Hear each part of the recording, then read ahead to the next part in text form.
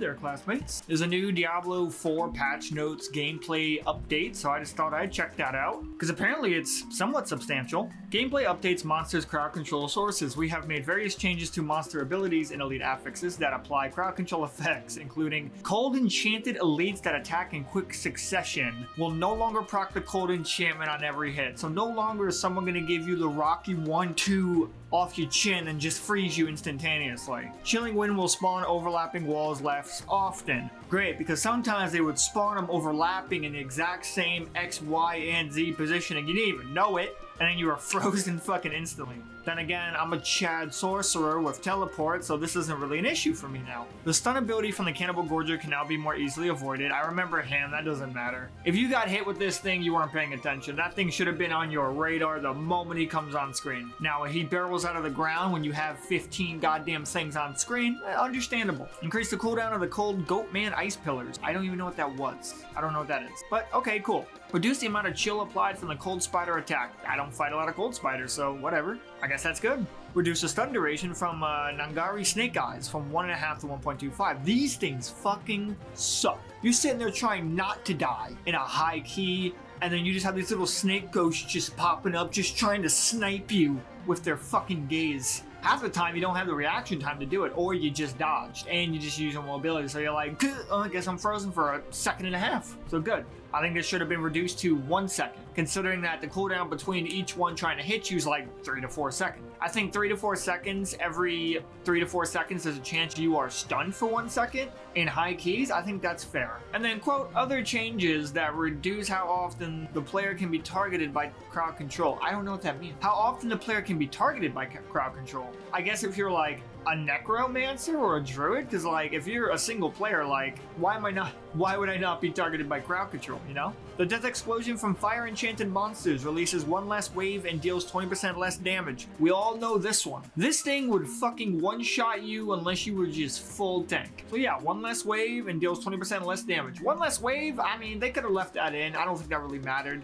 20% less damage overall I think is good, because depending on how hard you were CC'd, this thing did enough damage to kill you. And even now it still does, probably enough to like nuke you from half health. Like you will die from half health on most characters if you're still hit with this explosion. The damage from the bloated corpse fiend's charge attack has been reduced by 14%. The little fat boys that would blow up when you kill them, and they would run at you with their arms held in the air. Then you have some miscellaneous stuff. Affixes on items will now sort consistently. I'm not sure what that means, but okay, better sorting somewhere in the game. And then you just have a bunch of bug fixes, some with specific mobs for Sean, some with the caged hearts, interactions with stuff like Shadow Clone. Gameplay, when the following skills and powers were applied by a player on a monster, other players were unexpectedly able to benefit from that effect. This issue has been fixed. Skills and pacifies. Wait, so Twisting Blades, I think would give you like, I don't know what, I haven't played Rogue in a bit, a damage increase or some crap? When the following skills and powers were applied by a player on a monster, other players were unexpectedly able to benefit from that effect. So I would Twisting Blades and my party member would get the same buff as me. Same with Shatter, same with several Paragon nodes and glyphs, good lord.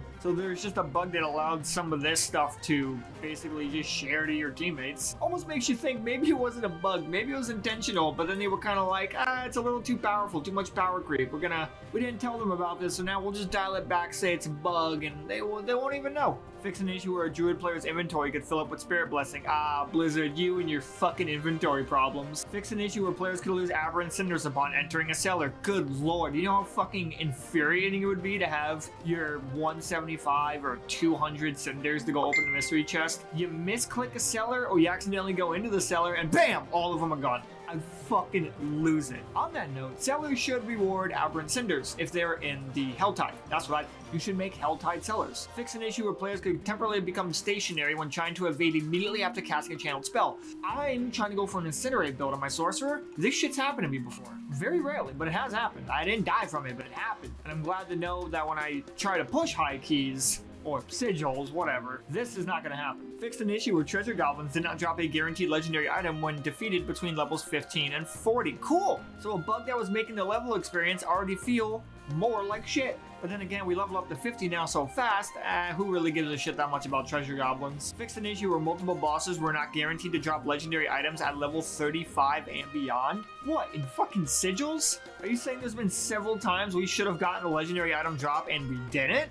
Honestly, I can't tell, but even so, I mean, hooray. This is like, stuff like this should be important fixes. But stuff like this, an issue where mounted NPCs could appear to be riding an invisible horse, all this stuff that doesn't really affect gameplay, immersion, or the world that much, I don't know, take this manpower, put it over there, so we can like, get a gem stash tab or whatever before Season 2. How about that? So yeah, that's about it. The biggest things were, a lot of crowd control sources that were really fucking us, like Cold Enchanted Elites giving you the quick 1-2 buckle my shoe punch to freeze you, overlapping cold walls, stun durations from the snake eyes that are hard, all of that's been nerfed. It's been calmed down, and for a lot of people, that and the freezing are the biggest crowd control issues in the game, as well as more death explosion stuff being nerfed as well, in case you unfortunately get kneecapped in the middle of a volcanic eruption. So yeah, right now this is already looking pretty good for Season 2. We're not going to have to deal with a lot of the CC, and we're still getting some kind of vampire bat dash ability for everybody. So yeah, I'll see you in the next video, classmates. Hey, classmate, keep your voice down. Grandmaster doesn't like us talking during lesson. Do you think you could give me a like and a sub?